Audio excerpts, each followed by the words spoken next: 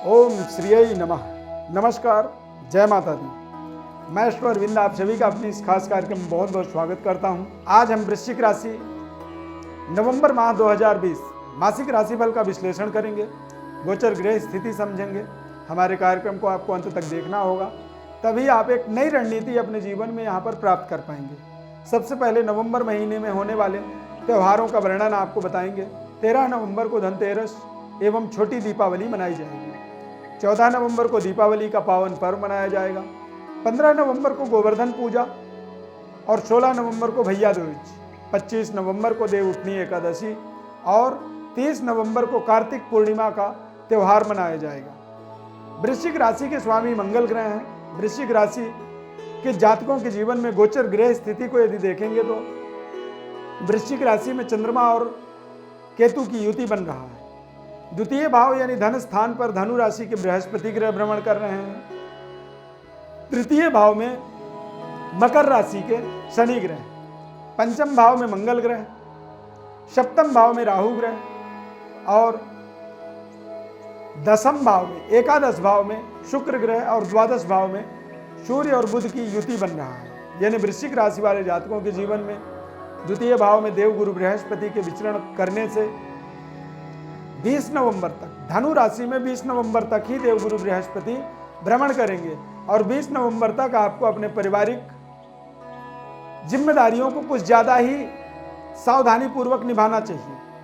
20 नवंबर तक आप सावधानी पूर्वक अपनी वाणी का इस्तेमाल करें और अपनी आवाज को थोड़ा सा नीचे रखें, जिससे कि जब आप धीमे स्वर में बात करते हैं तो उससे आपके सामने वाला जो आप यदि विरोध भी करने वाला होता है तो वो विरोध नहीं कर पाता है। यानी आपकी मानसिक स्थिति को वहां से उस विधि से ताकत मिल जाती है। तृतीय भाव में शनि ग्रह का भ्रमण करना यानी पराक्रमी रहेंगे, मेहनत आप ज्यादा करेंगे नवंबर के महीने में।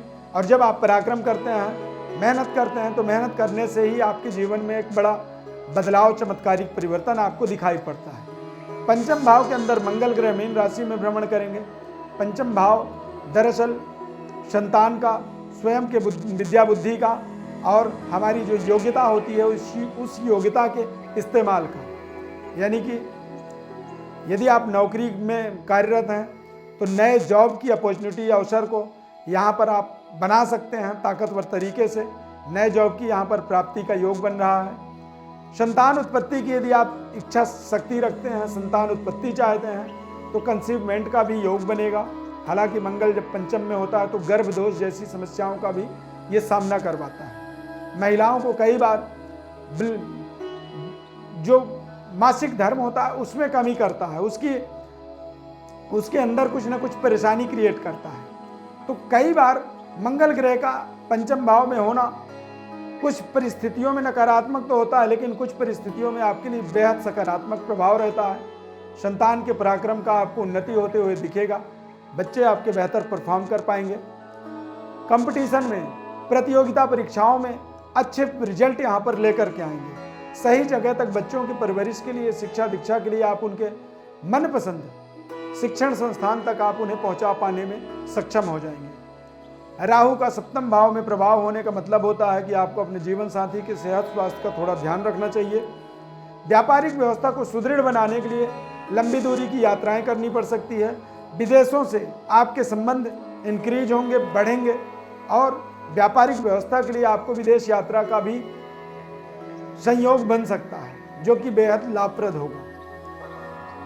केतु शुक्र ग्रह एकादश भाव में नीच राशि का होने के कारण से वृश्चिक राशि वाले जातकों के जीवन में संबंधों को, भौतिकता, जो हमारे जीवन की भौतिक भोग विलासिता के संसाधन होते हैं उनमें कमी आ सकती है और कई बार हमें अपने जीवन में अनावश्यक जो खर्चे होते हैं उनका हमें सामना करना पड़ सकता है। द्वादश भाव में सूर्य ग्रह नीच राशि का होने के नाते बुध भी साथ में भ्रमण करेंगे, तो ऐसी स्थिति में हमें माता पिता के बेहतर स्वास्थ्य के लिए प्रयासरत रहना होगा। उनके रहन सहन और उनके दिनचर्या में हमें पैनी नज़र रखनी होगी। जैसे बच्चे की पालन पोषण माँ करती है, ठीक उसी तरह से माता पिता के सेहत स्वास्थ्य का आपको पूरा निरीक्षण करते रहना है, अन्यथा माता पिता के सेहत स्वास्थ्य में कमी आने से आपकी आर्थिक व्यवस्था में कमी आ सकती है। सावधानी हटी और दुर्घटना घटी। वृश्चिक राशि के स्वामी मंगल ग्रह होते हैं और मंगल ग्रह की प्रसन्नता के लिए आपको हनुमान जी की आराधना स्तुति करनी चाहिए। सुंदर कांड का आप पाठ कर सकते हैं। ओम हम हनुमतये नमः। इसका आपको 1 नवंबर से 30 नवंबर तक रोजाना 108 बार इसका जप करना चाहिए। और जब मंगल ग्रह की प्रसन्नता आपके जीवन में होती है तो आप अपने जीवन की सुखद अनुभूति को प्राप्त करते हैं और मनपसंद जो आपके टारगेट हैं, जिन टारगेटों के लिए आप काम, जिन उद्देश्यों की पूर्ति के लिए आप काम करते हैं, उन उद्देश्यों की पूर्णता आपके जीवन में होती है और आप अपने जीवन का सुखद अनुभूति यहाँ पर आप प्राप्त कर पाते हैं। प्रिय दर्शकों, आपके जीवन में यदि कोई समस्या है, कोई सवाल है तो हमारे व्हाट्सएप नंबर पर अपनी बड़ी डिटेल लिख करके भेजें।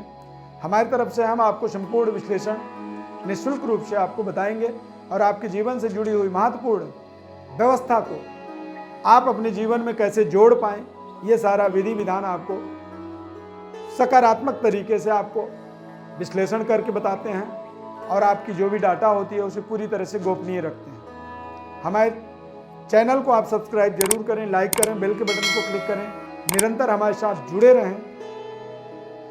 माता लक्ष्मी की संपूर्ण कृपा बनी रहे इस नवंबर महीने में और दीपावली की ढेर सारी शुभकामनाएं।